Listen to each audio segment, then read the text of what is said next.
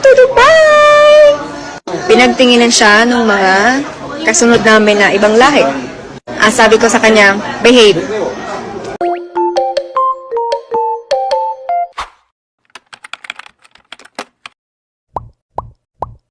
Guys, panoorin natin ang tunay na dahilan. Kasi ngayon, viral itong si Phuket ya. Phuket, ang tunay na dahilan kung bakit siya na blacklisted sa Dubai. National Security Immigration Officer, do not ever come back to Dubai again. So, galing ito sa Facebook mismo ni Hera Queen. So, ito yung totoong nangyari kung bakit nga ba na-block si Phuket sa Dubai. So, panoorin natin, guys. Immigration pa lang ng Pilipinas, airport pa lang ng Pilipinas, sabi ko sa kanya, behave. Behave kasi pupunta tayo sa ibang bansa. Kasi nasa airport pa lang ng Pilipinas, pinagtitinginan siya. Alam niyo naman yung expression, welcome, let's go to Dubai! Behave.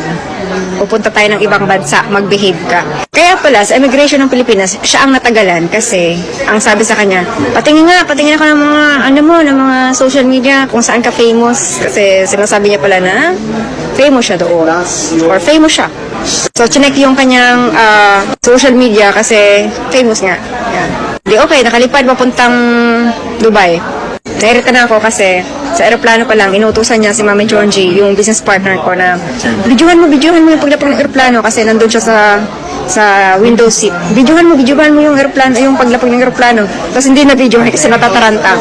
Laro. Hindi na videohan. Alam mo yung expression na kayo, na gano'n na, hindi mo na videohan, ba't gano'n yung tono. So nairita na ako, sabi ko behave. Paglabas ng aeroplano, bigla siyang lumakas ang boses.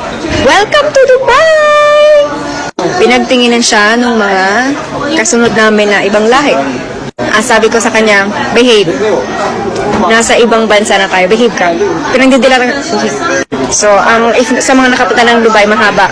Sasakay pa kami ng train papuntang Dubai, ay papuntang immigration. Tapos pipila na, pagdating sa immigration, pipila na. Alam mo yung ganyang pila, itong paliko-liko, zigzag. Nauna kami, dalawa. Nasa dulo sila, tatlo. Si Roldan, si Phuket, at saka si Mami Jonji, yung business partner ko. Tapos, nung malapit na kami sa immigration, hanap ako sa kanila. Kasi ang daming tao. Hanap ako. Kasi, ano kayo nangyayari? So, sumunod na. Wala na akong magagawa. Hindi ako makabalik kasi nga yung linya. Nauna na ako sa immigration. Nauna kami sa immigration. Nung nakalagpas kami, kinuha ko na yung luggage.